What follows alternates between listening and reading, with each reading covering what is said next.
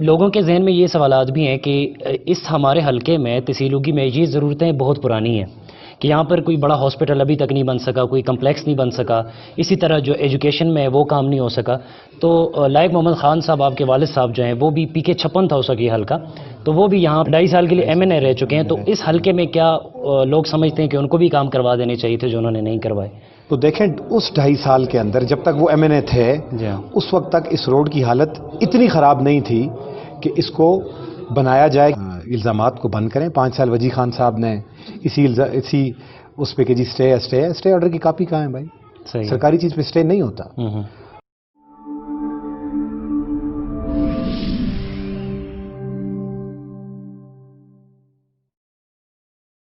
بسم اللہ الرحمن الرحیم. السلام علیکم ناظرین، میں ہوں ارسلان گل اگرور نیشنل ٹی وی کے ساتھ. ویورز، آج کا انٹرویو جو ہے وہ میں اگرور کی ایک جانی پہچانی شخصیت کا کرنے لگا ہوں، چونکہ کافی ٹائم سے میں سوچ رہا تھا کہ ان کا میں انٹرویو کروں گا. 2-3 بار کوشش کی، لیکن چونکہ کچھ ایسی مصروفیات تھیں جس کی وجہ سے مجھے موقع نہیں مل سکا اور جو ہے وہ پلان ہمارا نہیں ہوا. میں اس وقت موجود ہوں احمد شہریار خان کے ساتھ، جو کہ سابق امیدوار پی کے 33 اور سابق ڈسٹرکٹ ممبر یو سی کٹھائی، اور ہماری تحصیل اگی کی ایک جانی پہچانی شخصیت لائق محمد خان کے فرزند بھی ہیں، اور اعظم خان سواتی جو کہ ملک بھر کی ایک جانی پہچانی شخصیت ہیں، ان کے بھتیجے بھی ہیں. تو سوالات کا سلسلہ ہے، کچھ ان کے ساتھ شروع کریں گے. کچھ ایسے سوالات ہیں جو کہ عام عوام کے توسط سے میں ان سے پوچھوں گا، اور کچھ ان کی جو ہے تو سیاسی سرگرمیوں اور سیاسی گرانے پہ جو ان کے سوالات ہیں وہ بھی کروں گا. شہریار بھائی، سب سے پہلے السلام علیکم اور بہت بہت شکریہ اگرور نیشنل ٹی وی کو ٹائم دینے کا. شہریار بھائی، سب سے پہلے یہ بتائیے کہ آپ چونکہ پی کے 33 کے سابق امیدوار بھی رہ چکے ہیں، آپ ایک سیاسی گرانے سے تعلق رکھتے ہیں، تو نو ڈاؤٹ کہ آپ کے والد صاحب لائق محمد خان صاحب اور چچا اعظم خان سواتی کو پورے پاکستان میں لوگ جانتے ہیں. تو اس سیاسی کریئر میں آپ صرف اس لیے کہ آپ کے والد اور آپ کے چچا اور یہ دیگر لوگ جو ہیں یہ سیاست میں تھے، اسی لیے آپ نے قدم رکھا، یا پھر اس کی کوئی اور وجہ بھی تھی؟ نہیں، بنیادی بات یہ ہے ارسلان بھائی کہ سیاست میں لیکن جب میں اسٹوڈنٹ تھا، میں لا کر رہا تھا، یا جب میرا لا مکمل ہو گیا، میرا قطعاً کوئی ارادہ نہیں تھا اس ٹائم پولیٹکس کو جوائن کرنے کا.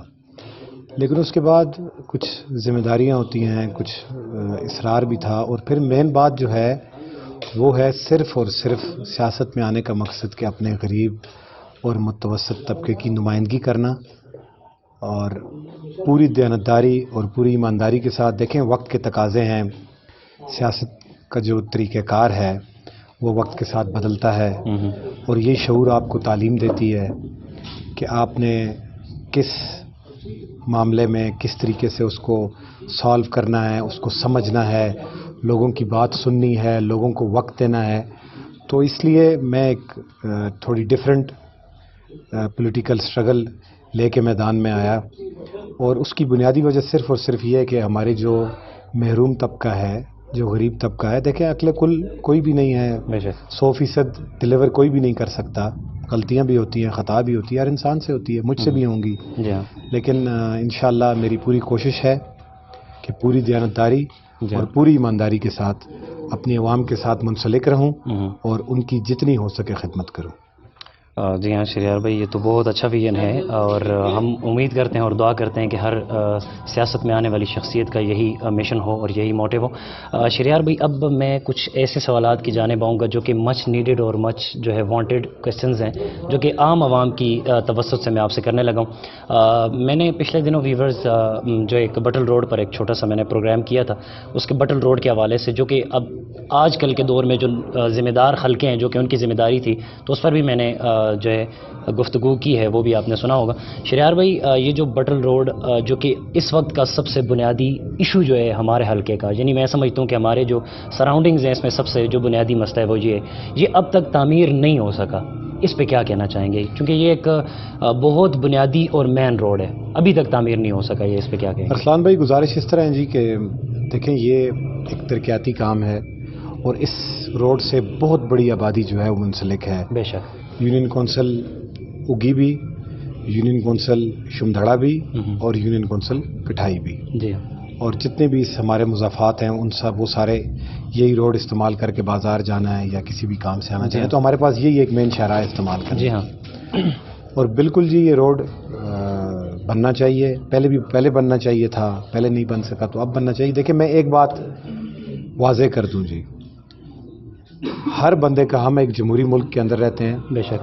مجھے ذاتی طور پر ہر بندے کی رائے کا احترام ہے، بالکل. چاہے وہ رائے میرے حق میں ہو یا میرے خلاف ہو، مجھے اس کی رائے کا احترام ہے بے شک. اور مجھے احترام کرنا بھی چاہیے. جی. لیکن میں ایک بات واضح کر دوں کہ دیکھیں جی، کوئی بھی ایم پی اے ہو، ایم این اے ہو، چاہے وہ سابقہ تھے یا وہ حاضر ہیں، ہمارے پاس اتنے بے تحاشا فنڈ نہیں ہوتے کہ اگر ایک چیز قدر بہتر حالت میں ہے تو اس کے اوپر فنڈ لگایا جائے. میں مطلب اپنی ذات کی بات کر سکتا ہوں یا اپنے والد صاحب کی بات کر سکتا ہوں. لیکن میرے والد صاحب ممبر رہے، ممبر قومی اسمبلی رہے 2011 سے 2013 تک. جی ہاں بالکل. غالباً 2.5 سال. جی ہاں. تو دیکھیں اس 2.5 سال کے اندر جب تک وہ ایم این اے تھے، اس وقت تک اس روڈ کی حالت اتنی خراب نہیں تھی کہ اس کو بنایا جائے، کیونکہ میں نے جیسے آپ کو بتایا کہ ہر ممبر کے پاس حلقہ بڑا ہوتا ہے، فنڈ جتنی خواہشات ہوتی ہیں اس کے مطابق نہیں ملتا. کسی کو زیادہ مل جاتا ہے، کسی کو کم مل جاتا ہے، وہ ایک الگ بات ہے. لیکن اتنا زیادہ فنڈ نہیں ہوتا کہ ایک سڑک جو ہے وہ قابل استعمال ہے اور آپ اس پہ مزید فنڈ، مطلب چیز زیادہ مشکل ضرورت، جہاں زیادہ ضرورت ہوتی ہے وہاں لگتا ہے. یہ لوگوں کو کہیں تو ادھر سے آیا جائے نا. 2013 تک اس روڈ کی حالت اتنی بری نہیں تھی. میں یہ تو نہیں کہوں گا کہ بہت بہترین تھی، لیکن اتنی بری نہیں تھی. اور دیکھیں اگر کوئی غلطی میرے اندر ہے، مجھے کوئی پوائنٹ آؤٹ کرتا ہے، میں اس بات کو برا نہیں سمجھتا. صحیح ہے. لیکن گزارش یہ ہے کہ 2013 کے بعد یہ روڈ زیادہ خراب ہوا. اس وقت جو بھی ایم پی اے تھے انہیں چاہیے تھا کہ یہ اس روڈ کو بناتے، نہیں بنایا. اب جو ایم پی اے ہیں جو اب 2018 میں منتخب ہوئے ہیں وہ حکومتی پارٹی کا حصہ بھی ہیں. صحیح ہے. ان کے ووٹ سے محمود خان صاحب چیف منسٹر بنے ہیں. اب انہیں چاہیے، ان کی یہ ذمہ داری ہے. لیکن لوگوں نے انہیں ووٹ دیا ہے، ان پہ اعتماد کیا ہے. بے شک. تو بالکل یہ ان کی ذمہ داری ہے کہ یہ روڈ وہ بنائیں. اور میں ایک اور بات بھی واضح کر دوں جی کہ کچھ لوگ، مطلب جب بندہ کوئی کام نہیں کر سکتا تو وہ دوسروں پہ الزامات لگاتا ہے. کچھ لوگوں نے اکثر کسی محفل میں یا کسی جگہ یہ بات بھی کی ہے کہ جی اس روڈ پہ سٹے لیا گیا ہے. جی بالکل. لیکن جی گزارش اس طرح ہے نا جی، یہ بات. جی ہاں بالکل. یہ اکثر یہ میں کوشچن کرنے ہی لگا تھا آپ سے. جی ہاں. گزارش یہ ہے کہ میں نے الحمدللہ LLB کی ہے، وکالت پڑھی بھی اور وکالت کی بھی ہے. میں ایک بات سب کو، جو ہمارے دیکھنے والے قابل قدر سامعین ہیں، ان کو یہ گزارش کر دوں، سرکاری کسی بھی چیز کے اوپر کوئی بھی بندہ سٹے نہیں لے سکتا. جو چیز سرکار کی ملکیت ہے اس پہ سٹے نہیں لیا جا سکتا. ٹھیک ہے. ایک بات. دوسری بات، سٹے ہوتا ہے اس جگہ پر جہاں کسی زمین کا دو بندوں کا تنازع. میں ذرا آسان الفاظ میں آپ کو سمجھا رہا ہوں کہ ہمارے دیکھنے والے جو ویورز ہیں وہ سب آسانی سے سمجھ جائیں. سٹے جو ہوتا ہے کسی ذاتی ملکیت پر، کہ جس پر ایک پارٹی دعویٰ کرے کہ یہ چیز میری ہے اور دوسری پارٹی دعویٰ کرے یہ چیز میری ہے، اس جگہ پر اس صورت میں سٹے ہوتا ہے کہ اگر ایک جو دعوے دار دو پارٹی ہیں ان میں سے ایک پارٹی اس پہ تعمیر شروع کر دیتی ہے تو دوسری پارٹی اس کو سٹے، عدالت سے جا کے سٹے لیتی ہے اور اس کا سٹے آرڈر ایشو ہوتا ہے. صحیح ہے. متعلقہ عدالت اس پہ سٹے آرڈر ایشو کرتی ہے اور اس سٹے کی کاپی دونوں متعلقہ پارٹیوں کو وصول ہوتی ہے. صحیح ہے. تو اگر اس روڈ پر کسی نے بھی، دیکھیں میں بالکل کھلے دل کے ساتھ یہ کہہ رہا ہوں کہ اگر اس روڈ پہ کسی نے بھی سٹے لیا ہے تو وہ اس علاقے کا سب سے بڑا دشمن ہے جس نے ملی ہے. اگر دیکھیں، پہلے تو میں نے آپ کو واضح کیا کہ سرکاری چیز کے اوپر سٹے ہوتا ہے، اور اگر کسی چیز پہ سٹے ہوتا ہے تو سٹے آرڈر کی کاپی ہوتی ہے جو سٹے لینے والے کو بھی ملتی ہے، دونوں فریقوں کو ملتی ہے. اور جس جگہ جس کے اوپر سٹے لیا گیا اس کو بھی. تو اگر کسی نے سٹے لیا ہے تو اس کی کاپی ایشو کی جائے. دودھ کا دودھ، پانی کا پانی ہو جائے گا. اور اگر کسی نے بھی سٹے لیا ہے تو خدا گواہ اس کو سیاست کرنے کا نہیں، اس کو اس علاقے میں رہنے کا حق نہیں ہے جی.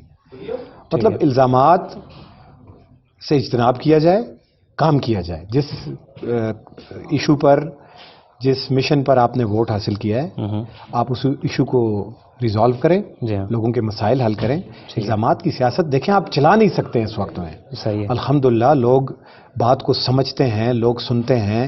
سوشل میڈیا کا دور ہے، پرنٹ میڈیا ہے، الیکٹرانک میڈیا ہے. تو اس لیے میری گزارش یہ ہے کہ الزامات کو بند کریں. 5 سال وجی خان صاحب نے اسی اس پہ کہ جی سٹے آرڈر کی کاپی کہاں ہے بھائی؟ سرکاری چیز پہ سٹے نہیں ہوتا. تو اگر اس بات پہ کوئی ایسی بات ہے تو میں بالکل، مجھے بلایا جائے، میں جہاں کوئی مجھے بلائے گا اور میں آنے کے لیے تیار ہوں. تو اس مطلب الزامات کے ساتھ آپ اپنی ناکامی نہیں چھپا سکتے.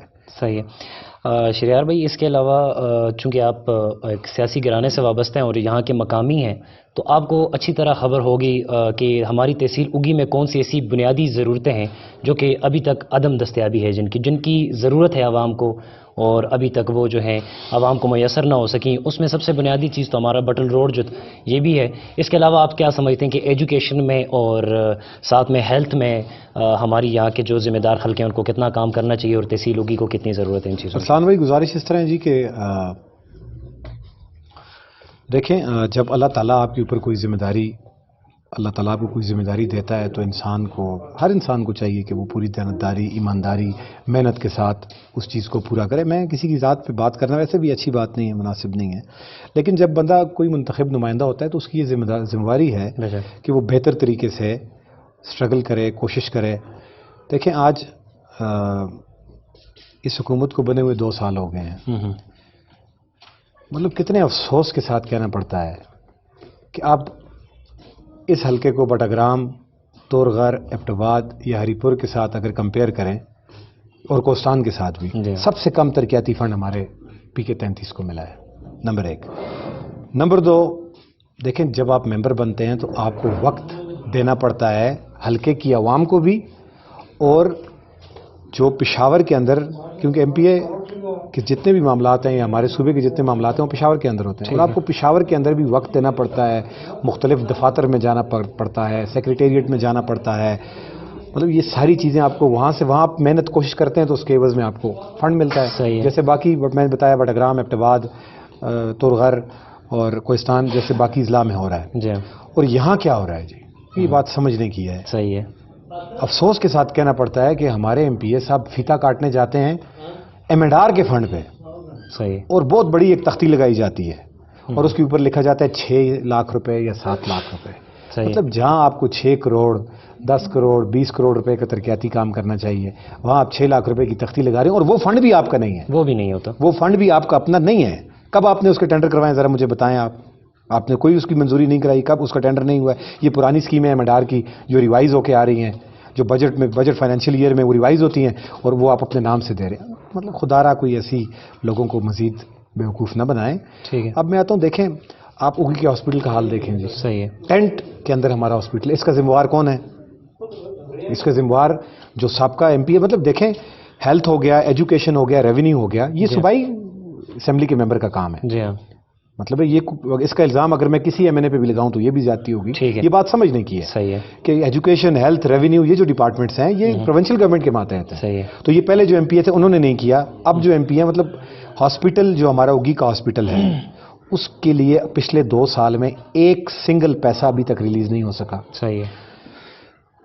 کالج کی میں بات کروں، کوئی اسکول ایسا نہیں ہے جو آپ نے ابھی تک اپ گریڈ کرایا ہو. صحیح ہے. ہونا یہ چاہیے تھا کہ جو پرائمری اسکول ہیں، مڈل اسکول ہیں، ان کو اپ گریڈ کرانا چاہیے تو ان کو سیکنڈری یا ہائر سیکنڈری اسکول کا درجہ ملنا چاہیے تھا. اور یہ بڑا آسان ہے. مطلب اس کے لیے تو آپ کو فنڈ چاہیے نہیں، یہ تو آپ کو سمپل اپروول چاہیے. صحیح. باقی تو کام ڈپارٹمنٹ کا، آپ ڈپارٹمنٹ پہ زور زبردستی کریں وہ کام ہو جائے گا. اچھا، جو ہمارا اگی ہاسپٹل ہے اس پہ آپ مطلب بہت سی چیزیں میں نے بتایا نا جی کہ آپ وہی جو اسکیمیں ان کو ریوائز کروائیں، پیسے ریلیز کروائیں، لوگوں کے مسائل حل ہوں. دیکھیں ہمارا سیریس پیشنٹ آج بھی، سیریس جو ہمارا پیشنٹ ہے آج بھی، اس کو مانسرا یا ایبٹ آباد ایوب میڈیکل جانا چاہتا ہے، لے جایا جاتا ہے. صحیح ہے. تو یہ چیزیں منتخب حلقوں کو چاہیے. شریار بھائی، ایک یہاں پہ ایک کوشچن میں ایڈ کرنا چاہوں گا، سوری ٹو انٹرپٹ یور. یہ ہے کہ آپ نے کہا کہ یہ پروونشل گورنمنٹ کا یہ کام ہے کہ وہ یہ کرے. لوگوں کے ذہن میں یہ سوالات بھی ہیں کہ اس ہمارے حلقے میں تحصیل اگی میں یہ ضرورتیں بہت پرانی ہیں کہ یہاں پر کوئی بڑا ہاسپٹل ابھی تک نہیں بن سکا، کوئی کمپلیکس نہیں بن سکا، اسی طرح جو ایجوکیشن میں وہ کام نہیں ہو سکا.